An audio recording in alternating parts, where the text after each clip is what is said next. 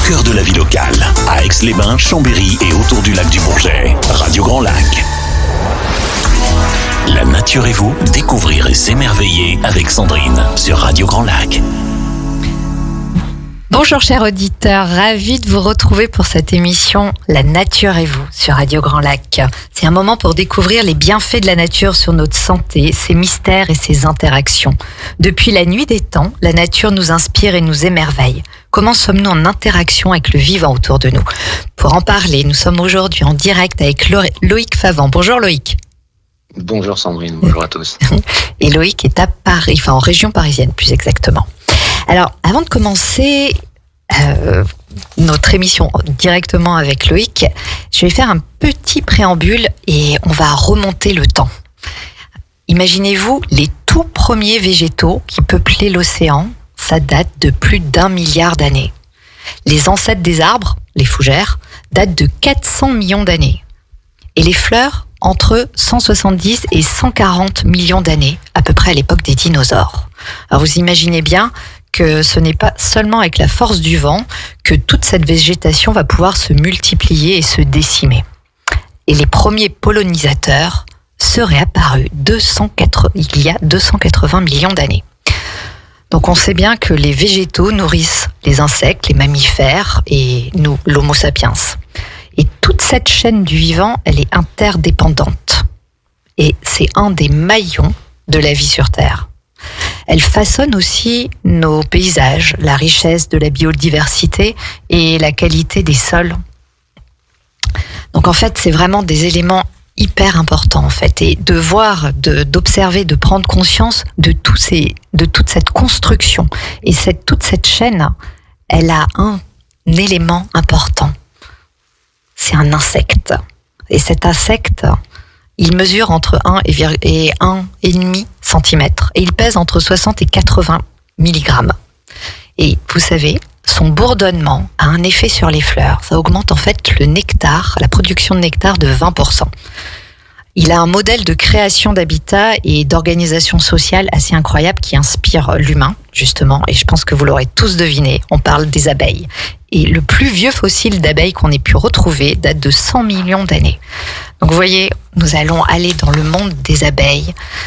Voilà, un monde qui a plusieurs millions d'années. Alors Loïc, vous êtes déjà savoyard. Je pense que c'est important pour notre Radio Grand Lac.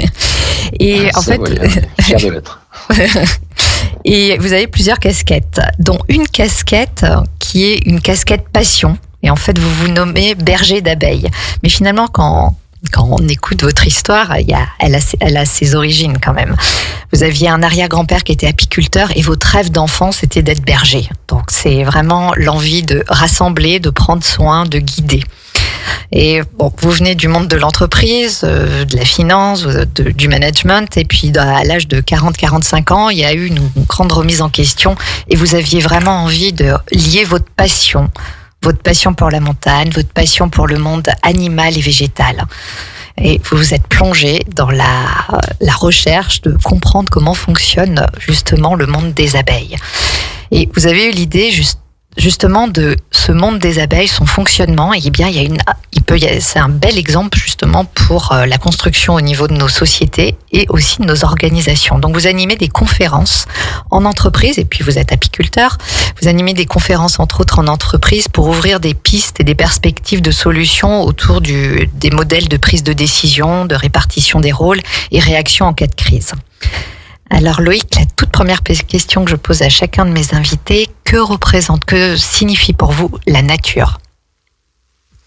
Alors la nature, un grand mot. Pour moi, c'est très simple en fait. C'est un endroit dans lequel je me sens bien, dans lequel tous mes sens sont en éveil. Donc je me retrouve un petit peu. Je participe à la nature en étant attentif à toutes les odeurs que je peux trouver, l'observation visuelle, l'écoute également, le toucher. J'aime beaucoup faire de la rando, du trek, de la montagne, rien que le rythme des pas. Je peux goûter aussi si je trouve des fruits, etc. Donc c'est vraiment un milieu dans lequel je me sens bien, dont j'ai besoin pour m'épanouir et qui permet de me régénérer un peu, de me reconnecter à moi-même et donc aussi aux autres. Voilà, tout simplement. Très bien. Et ben voilà, et vous êtes vraiment dans votre milieu naturel, j'imagine, quand vous êtes au milieu de vos ruches. Et justement, est-ce que vous pouvez nous partager comment, parce que c'est passionnant en fait de voir ce qu'elles arrivent à construire. Donc comment est organisée une ruche, quelle est l'organisation de la vie des abeilles? Oui, bah effectivement, c'est vraiment passionnant. Moi, je l'ai découvert un petit peu par hasard quand j'ai décidé de m'y intéresser pour différentes raisons. J'ai découvert, vous parliez au début de la grande histoire, et en fait, les abeilles domestiques, qui sont celles qu'on connaît le mieux, qui produisent du miel, sont là depuis 50 millions d'années, donc ça fait quand même un petit moment. Et quand j'ai commencé l'apiculture, ça a éveillé ma curiosité un peu, parce que dans une ruche, il y a à peu près 50 000 abeilles, un peu moins en hiver, mais à la belle saison, il y a 50 000 jusqu'à 60 000. Ça fonctionne depuis 50 millions d'années, et du coup, ça a tout de suite éveillé en moi la question, mais comment ça marche, quoi, comment ça peut fonctionner, parce que ça semble vraiment incroyable. Et en fait, c'est pas quelque chose que j'observe moi en tant qu'apiculteur, parce que c'est parfois difficile de détecter leur comportement individuel et même collectif. Mais en me plongeant dans des bouquins de scientifiques qui ont fait beaucoup d'études, en fait, on s'est rendu compte qu'elles avaient un modèle d'organisation.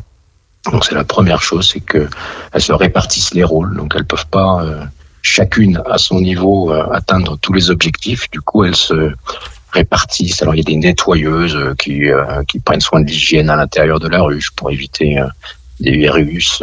Il y a des nourrices également qui prennent soin des jeunes larves qui viennent les nourrir. Il y a des maçonnes également qui construisent des alvéoles en cire, qui réparent quand un apiculteur, moi-même, fait une petite connerie par exemple, ou quand il y a un prédateur qui vient détruire des rayons. Il y a même des logisticiennes qui sont responsables en fait de l'organisation interne. Donc où est-ce que je vais stocker le miel, où est-ce que je vais stocker du pollen, ou quels sont les alvéoles qui sont réservés pour le couvain, pour que la reine puisse pondre.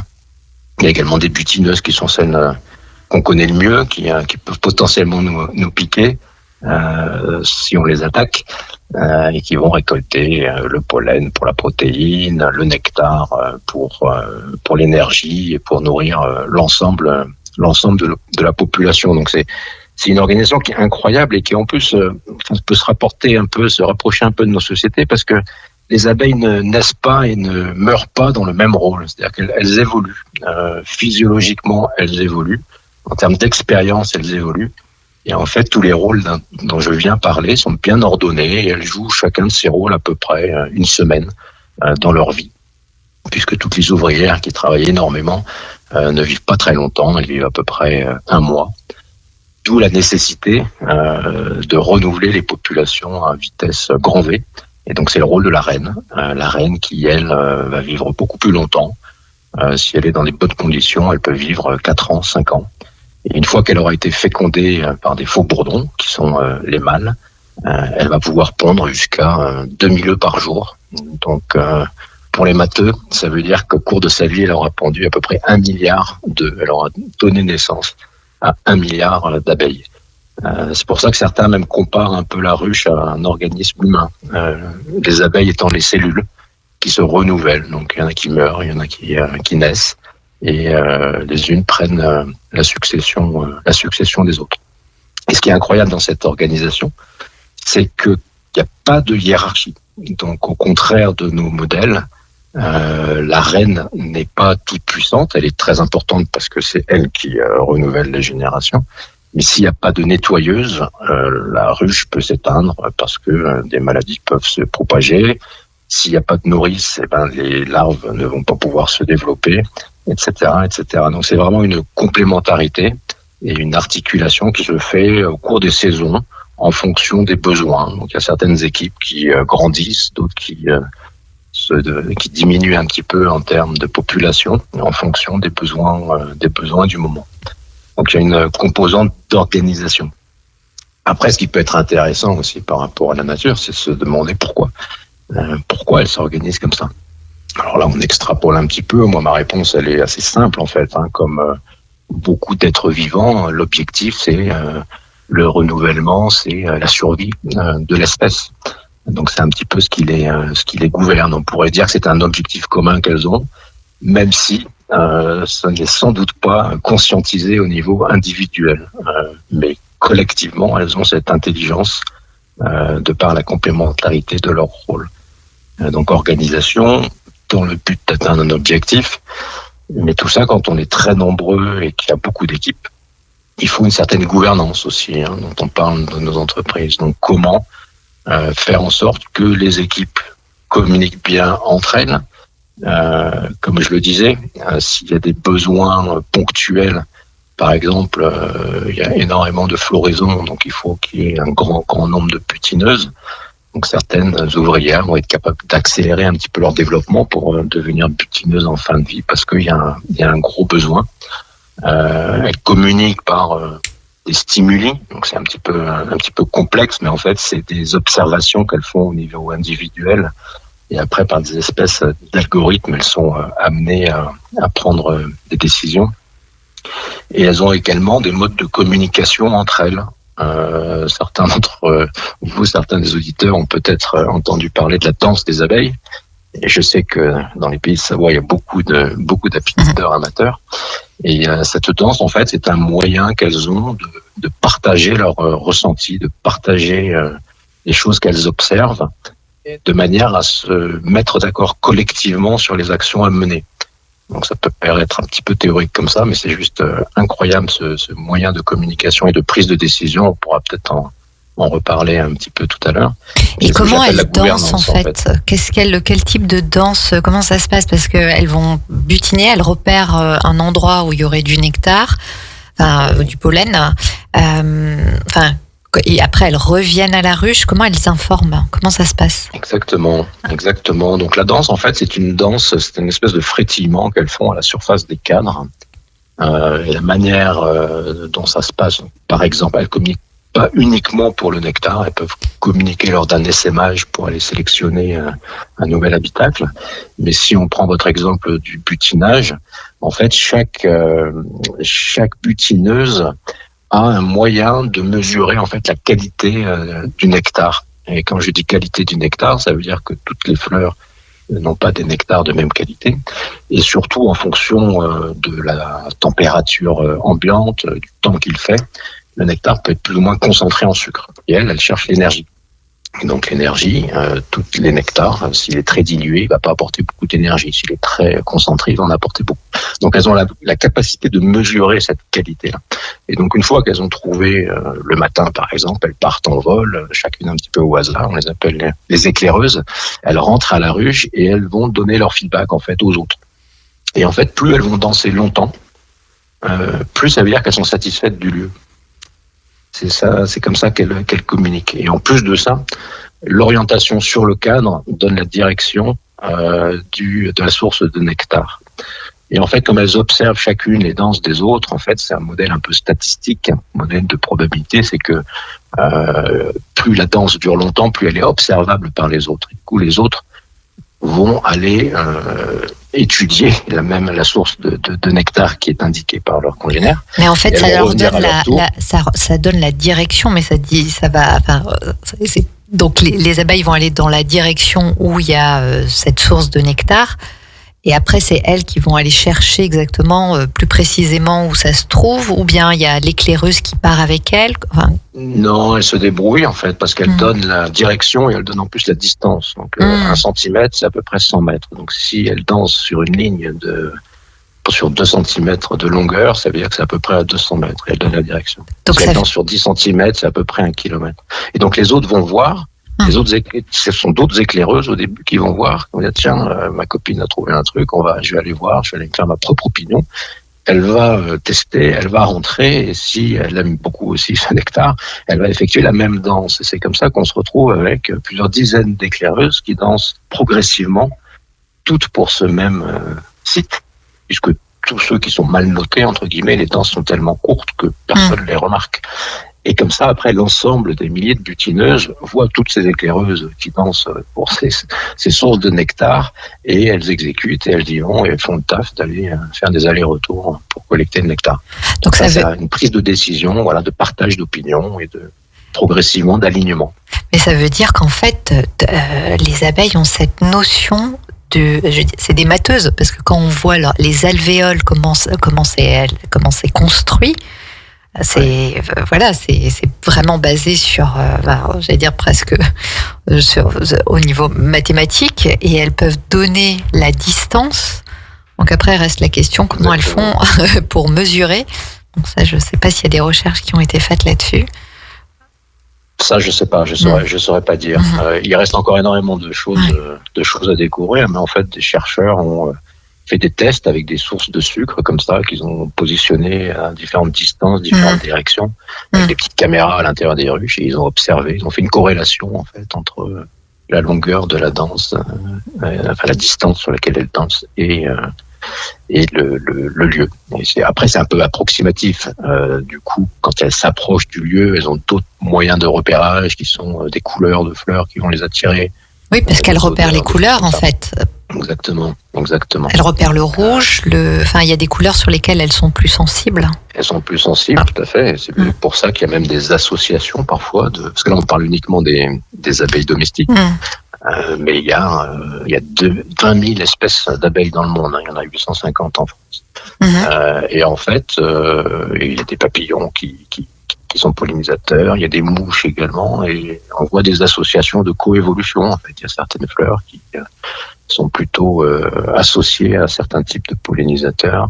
L'arbre à papillons, par exemple, est pollinisé par le papillon parce qu'il a une trompe plus grande que les abeilles qui n'arrivent pas à aller au cœur des fleurs.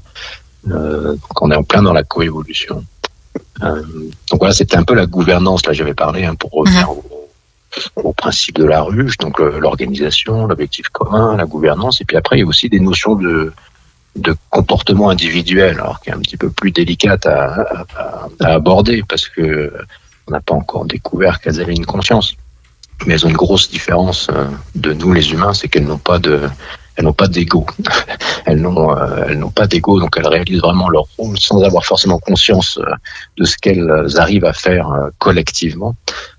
Mais individuellement, et c'est ce que je développe aussi un peu dans les entreprises, c'est que ça nous pose des questions sur le détachement en fait individuel par rapport à la manière de se comporter pour faire en sorte qu'un collectif atteigne son objectif en fait. Donc voilà, on retrouve un peu ces 4 piliers là. On peut rapprocher ça à la raison d'être de l'entreprise, etc.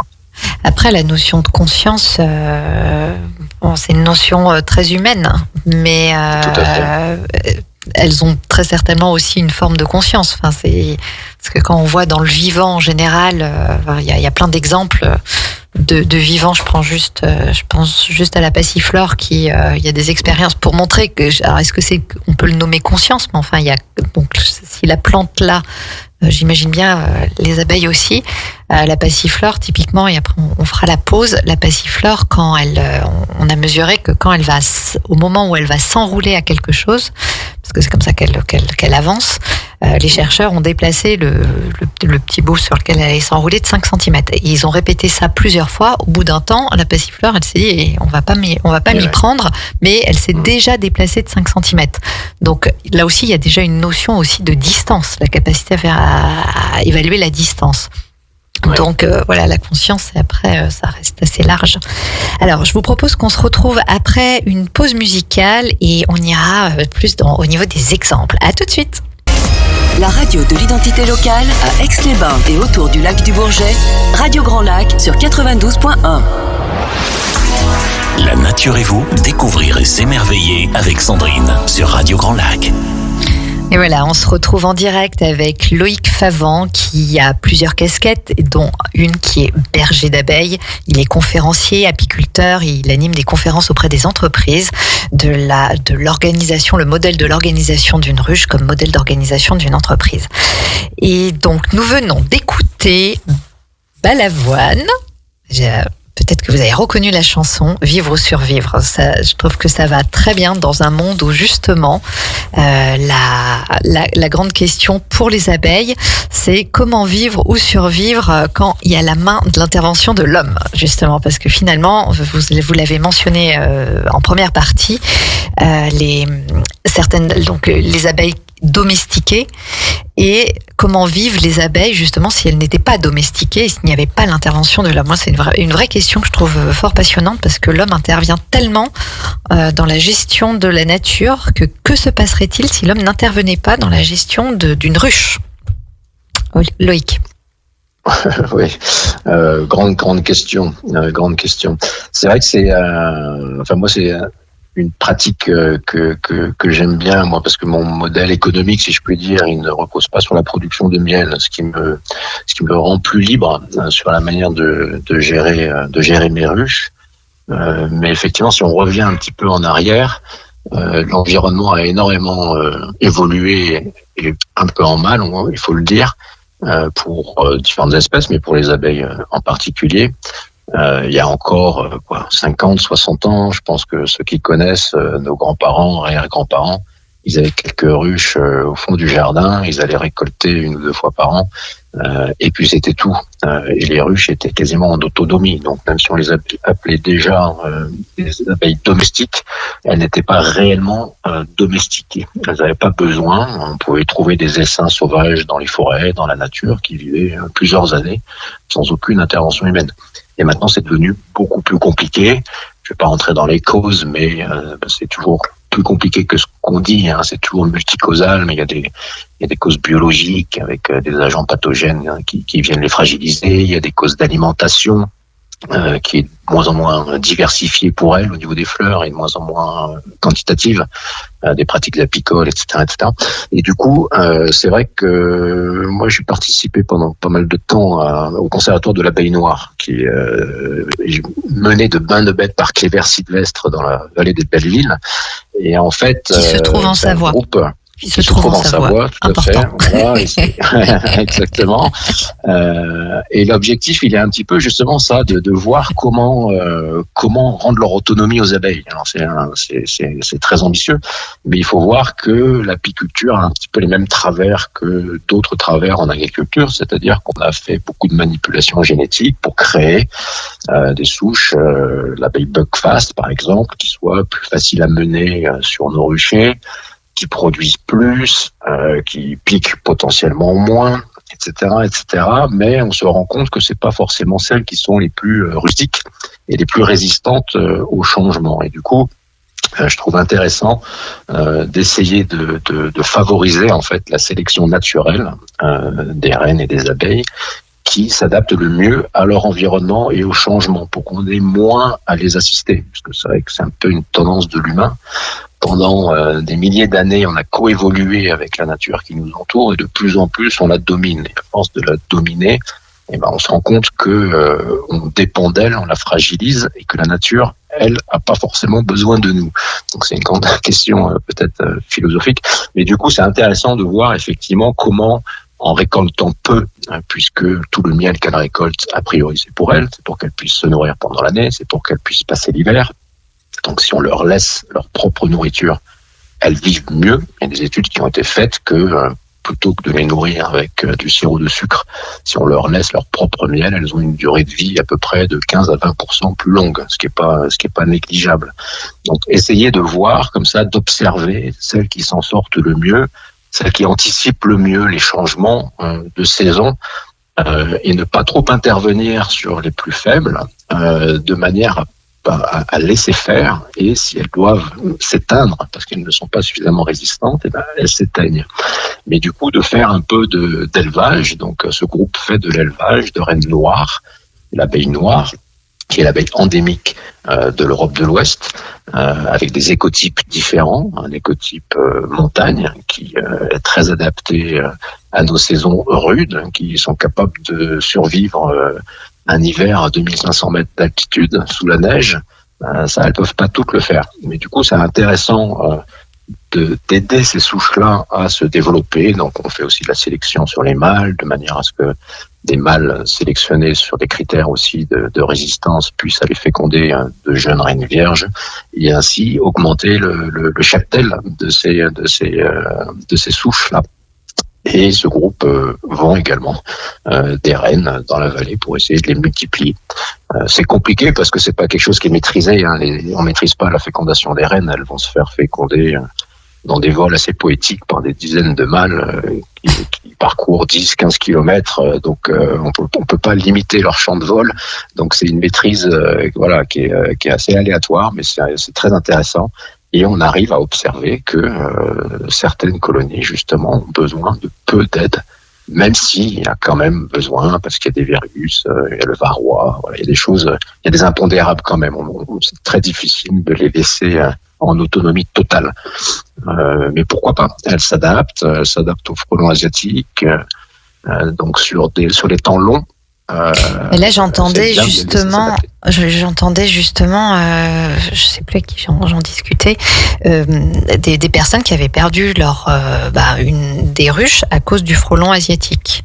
Donc, quand vous dites elles s'adaptent, est-ce que vous avez une ou l'autre information ? Par exemple, ça, oui. Alors après, c'est sur des temps longs. Et le problème, c'est que surtout pour les apiculteurs professionnels, quand on doit produire du miel, on peut pas dire non, mais moi j'attends que mes abeilles s'adaptent parce que ça va se jouer sur plusieurs générations. Donc j'idéalise pas la problématique. Mais en Asie, typiquement, les abeilles ont aussi souffert du frelon asiatique et elles se sont adaptées en fait en les étouffant.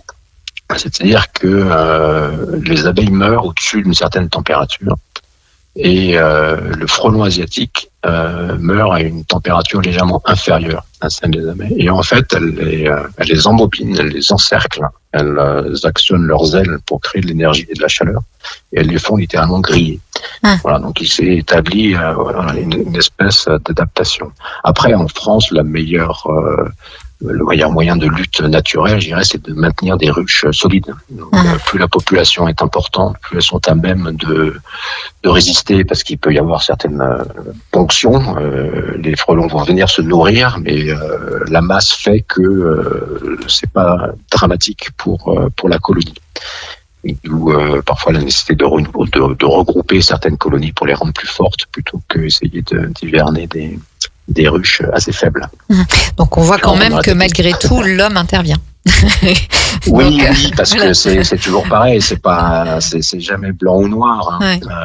Mais c'est intéressant, l'observation est intéressante parce que elles gardent un aspect sauvage, elles vont butiner où elles veulent, elles se reproduisent où elles veulent. Et du coup, c'est très intéressant de voir que d'une ruche à l'autre, les comportements peuvent être différents. Du fait de leur génétique, du fait de quels sont les mâles qui les ont fécondés.